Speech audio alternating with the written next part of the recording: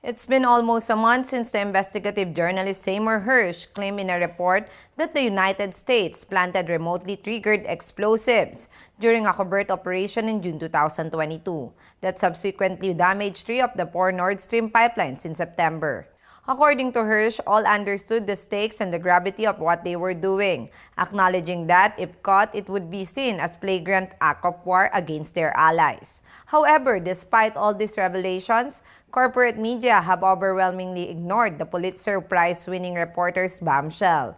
A Press News study analyzed the 20 most influential publications in the United States, according to analytics company SimilarWeb, and found only 4 mentions of the report between them. The entirety of the corporate media's attention given to the story consisted of the following: a 166-word mini-report in Bloomberg, one 5-minute segment on Tucker Carlson Tonight, one 600-word roundup in the New York Post, a shrill Business Insider attack article whose headline labels Hersh as discredited journalist that has given a gift to Putin.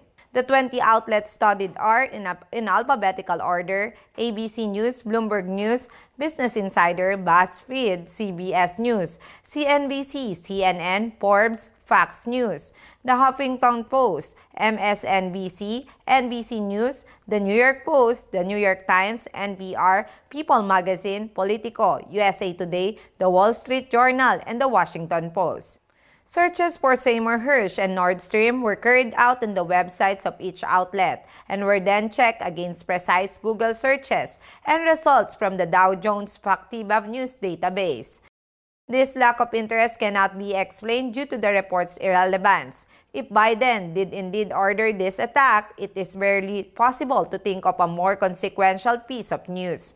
Indeed, according to Hersh, all those involved from Biden, Undersecretary of State for Political Affairs Victoria Nuland, Secretary of State Antony Blinken, to National Security Advisor Jake Sullivan, understood that what they were doing was an act of war.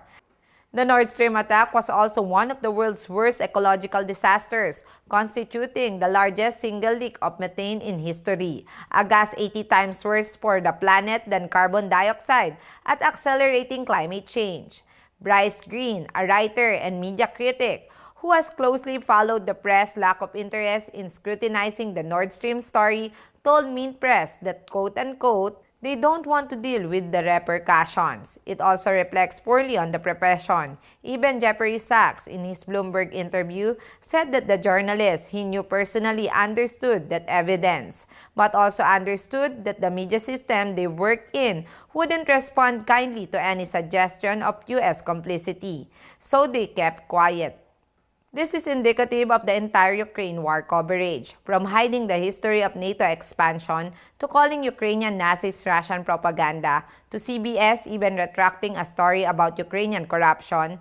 The fact that US media figures want to be seen as on the good team or on the right side of history means that they are unwilling to confront reality as it exists. I am Lovely Montoya of Manila STV.